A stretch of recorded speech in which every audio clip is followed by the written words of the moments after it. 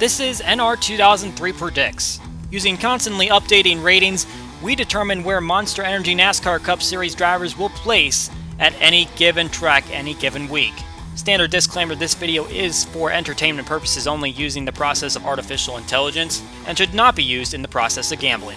So here's how it works. We update drivers' ratings week by week as we go throughout the Monster Energy NASCAR Cup Series schedule. We run a 100% simulation with normal tire wear and fuel consumption. Qualifying results match what the drivers actually ran in real life. Because qualifying data can't be arranged at the same time as forcing cautions, stages will not be enforced throughout these races. And weather used reflects the real-time data based on the actual start time of the race. Kevin Harvick and Joey Logano make up the front row, green flag flying here for 160 laps at the Tricky Triangle.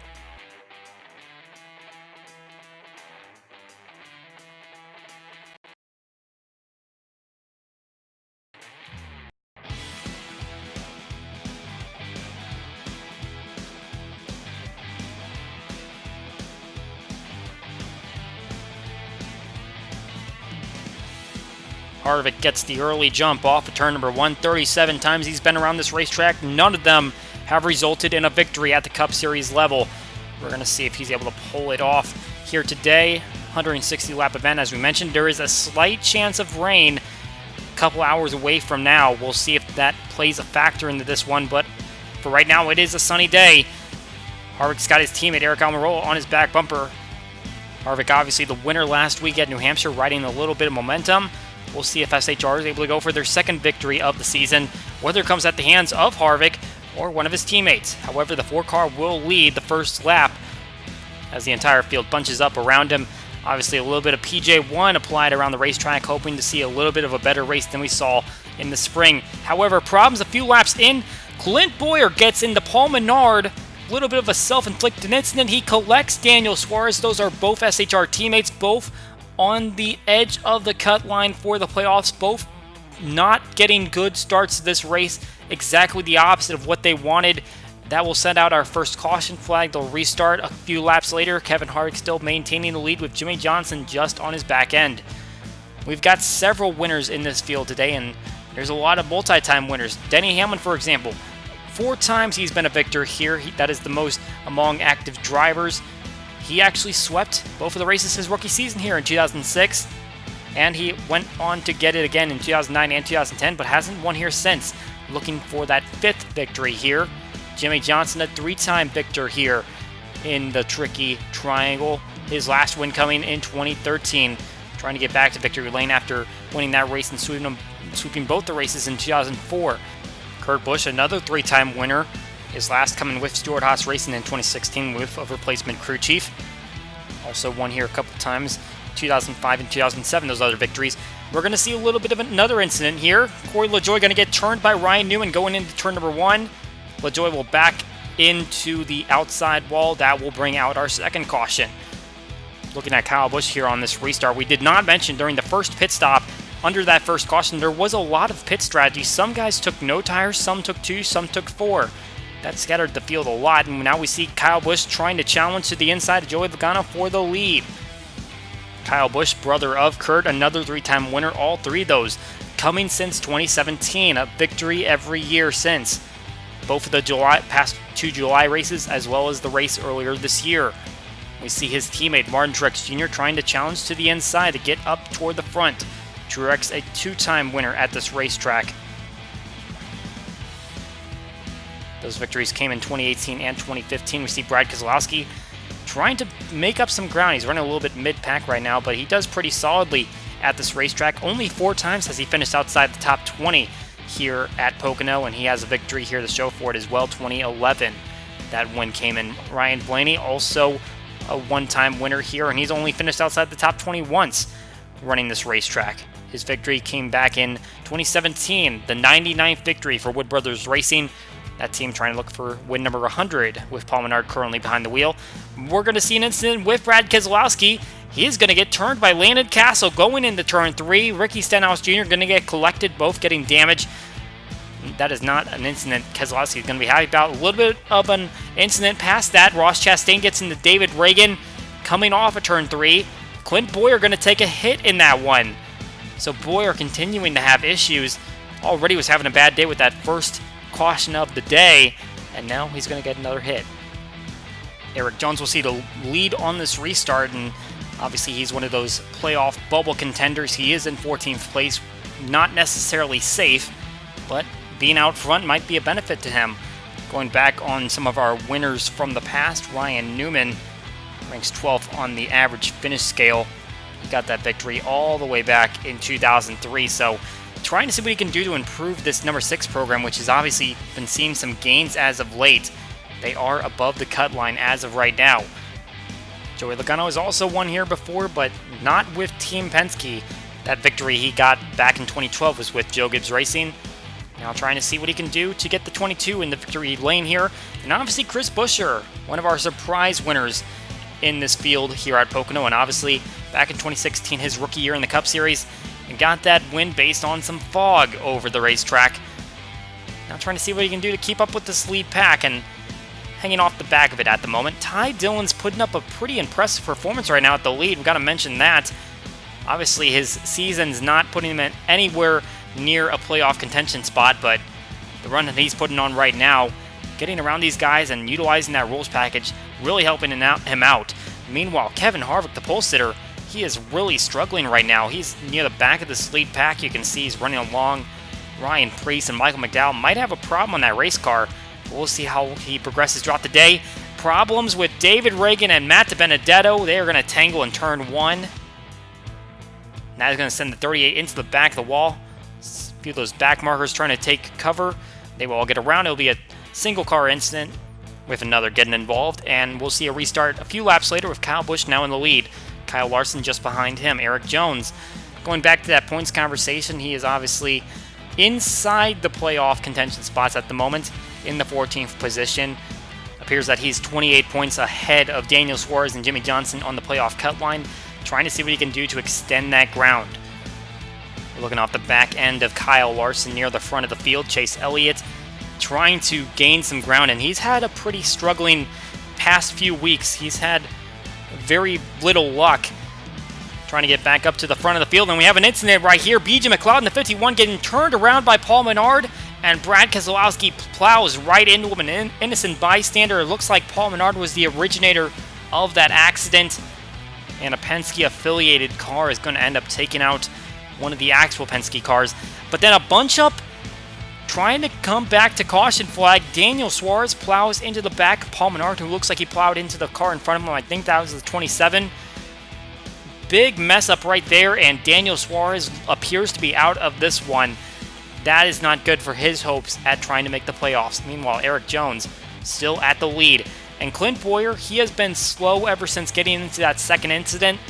You can just see how much he's slowing down the rest of the field. We're riding on board William Byron. Joey Logano just got down to the bottom. Bowyer really holding up the crowd, and he is not doing good in terms of his playoff hopes. Jimmy Johnson would try to be the one that capitalizes on that. Obviously, he is just below Bowyer in the point standings. Bowyer being the one that's just ahead of the bubble, and Johnson just below it. Trying to see what he can do to make up some positions. Meanwhile, Ricky Stenhouse Jr., we saw him in the incident with Keselowski earlier in the race, and he is not up to speed. All the way down in 20th in points after wrecking at New Hampshire. Meanwhile, we see Kyle Larson trying to make a charge back up to the front. We saw the two Chip Ganassi racing cars at the front of the field earlier. Looks like they slipped off a little bit. Michael McDowell, though, we just noticed him. He's been having a good run here as well. And here we see Joey Logano trying to make a move to the inside of Kyle Busch for the lead. We saw a lot of problems passing on this racetrack on the first race of the season here. But now that they've added down some PJ1, they're trying to make it easier to make a pass. But it looks like Kyle Busch is going to be able to hold off Logano for the moment. Meanwhile, we see Hamlin. He is trying to go for that 5th victory. As we mentioned, he is still the winningest active driver at this racetrack. And he is hunting down his teammate. And you can see just how slow Clint Bowyer is going. Just look as Kyle Busch and Kyle Larson blow right by him, going down the backstretch and into the tunnel turn. That is just how slow the 14 car is running right now, but still trying to turn laps, hoping that someone crashes. Meanwhile, Ryan Newman, he has fallen off the main pack, and you can just see how far away they are. And Ryan Blaney's actually going to make a move to the inside of the 6. Hopefully they can get into a draft to try to find their way up back to the front. Kyle Busch, though, getting held up by a little bit of lap traffic. That's Ross Chastain, Austin Terrio in the 52 for the second week in a row. Busch able to make it by, though. It looks like a few other cars did not have that luxury, as we're looking at off the back of Hamlin. Busch and Hamlin have really pulled away from the field. This could really benefit them, but it looks like the big draft is going to help the rest of the field catch back up to that group of 2. Logano leading the way with the Chip Ganassi cars just behind him. Kevin Harvick finding his way back into a contention spot. We are going to see some green flag pit stops, and Kyle Busch, along with brother Kurt, will be the first ones down to take their service. Denny Hamlin going to delay service a little bit. He will eventually come down, but when the pit cycle goes around, it's going to be Kyle Busch out in the front, Joey Logano just behind, along with Kurt Busch, so those guys that pitted early get the advantage on those newer tires, but Kurt Busch going to try to make a move to the inside of the 18 car. We saw these two battle it out at Kentucky, and now they're battling it out once again, even though there's still plenty of time left in the race, even though we are past halfway. But the one car is going to be able to get around the 18 heading down the front stretch. Austin Dillon putting up a solid performance this week, but obviously this year is nowhere near what they wanted to be. They are outside of the top 20 in points. Richard Childress Racing just in general struggling. One of their main sponsors not on the race car until 2020, as they're going through some business adjustments. Ty Dillon, his brother, he was running up front in the lead for a while, but now he's down in 10th place and trying to lead around a new draft as they had fallen off the lead draft. Kevin Harvick trying to make his way up back up to the front. Obviously, we mentioned he was up in the lead. He fell back in the middle part of the race and now trying to fight his way back into the front as he was running 5th right there. Ryan Preece going to go into the turn 2 wall. That came off the front of Landon Castle. That is the second time he's put someone in the wall. And there go the leaders right by Preece. That's a dangerous situation to be in. But they are going to get around the 47. We're going to have another bunching up situation. Bam! Right into the back of the 32 goes Martin Truex Jr., and that's going to cause a lot of damage for that 19 car who's run very solidly all day, and he is not going to have the best of finishes. However, he is still on the racetrack in the lead lap. Chase Elliott going to lead them to the restart, but looks like Kyle Larson wants to put himself out in front, making a move to the inside of the 9 car. Chevrolet has a little bit of power this week. Alex Bowman, he's a little bit further back in traffic, but trying to navigate. He's got a bit of a strong race car right now. Haven't mentioned his name all day, though. But he is trying to make his way up to the front. Just has to battle some lap traffic. He's having a little bit of trouble with it right now. Kurt Busch, teammate of Kyle Larson, we're looking off the back of. Trying to make a move to the inside, and here he goes. Chip Ganassi Racing 1-2 here in Pocono, or at least it looks that way. Still trying to battle, and it looks like he got that position. Here comes Kurt. He's trying to make a move to the inside of the 42 car, and he's got it on his side and trying to make the move, and it looks like he's going to clear him. Although Kyle Larson gets a good run off of 2, but it looks like Busch will eventually clear him. Here comes Kevin Harvick trying to make a move back to the inside of the 1 car, and Chase Elliott makes it 3 wide going through turn 1. Wow, what a battle. Kurt Busch gets the drive off the outside, and he remains in the lead as Chase Elliott and Kevin Harvick continue to battle. Meanwhile, here comes Kyle Larson once again, trying to look for the lead. Chip Ganassi Racing strong in this 9-car pack. And Larson goes back to the front. Here comes Kevin Harvick. He's going to try to fight back to the inside. Can he go 2 in a row on the NASCAR Cup Series schedule? To the inside he goes, forcing Kyle Larson up toward the top of the racetrack. Here comes Kurt Busch, Larson's teammate, trying to make a move on the 4 cars. They come to the white flag. 9 cars in a bunch there, trying to see who comes out on top. Kurt Busch looks to the inside as they go through into turn number 1. Denny Hamlin waiting in the catbird seat. Could he make a move on Busch as he goes to the inside of turn 1? Busch able to get the good jump through turn 1. Kevin Harvick still there, and he clears him. The 1 car out in front with a last lap pass. Can he hold off the hard-charging 11 car? And here comes the 18, his teammate. Kurt Busch still maintaining the lead. Kevin Harvick slips on the outside line. He's going to fall back. Denny Hamlin now in second place. He is not close enough to try to make a move on Kurt Busch, but here comes Kyle Busch. He's going to make a move to the inside of the 11 car. That's exactly what the 1 car of Kurt Busch wants to see. Coming off of turn number 3. No competition. It's Kurt Busch coming down to claim his second victory of the season and his second in the month of July. Victorious at Kentucky a few weeks ago, and this time he's able to take it on the 3-turn track. So here's a look at how our results played out. Kurt Busch and Kyle Busch. For the second time this season, Kurt is on top with Kyle in second.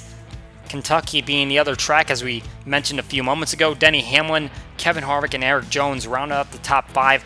3 JGR cars in the top 5. Great for the team, and you also got 3 Hendrick cars in the top 10. Jimmy Johnson ended up in 13th place. He would be the odd man out. Ty Dillon had a great day for the whole race until he ended up in 15th place back in that second pack. Michael McDowell was also up there in 18th place. Ryan Newman, one of those bubble drivers, in 19th place. That damage ultimately cost Martin Truex Jr., sending them to the back of the lead lap. Ricky Stenhouse Jr., David Reagan, guys that can normally compete at a decent level, ended up with damage. They end up 1 lap down, as well as guys like Ryan Preece, Paul Menard, Clint Boyer ended up 4 laps down. Obviously, all these guys having damage. Daniel Suarez and Brad Keselowski end up dropping out of the race with their heavy damaged race cars. That is it for this edition of NR2003 Predicts. We hope you enjoyed the race, and we will see you all next time.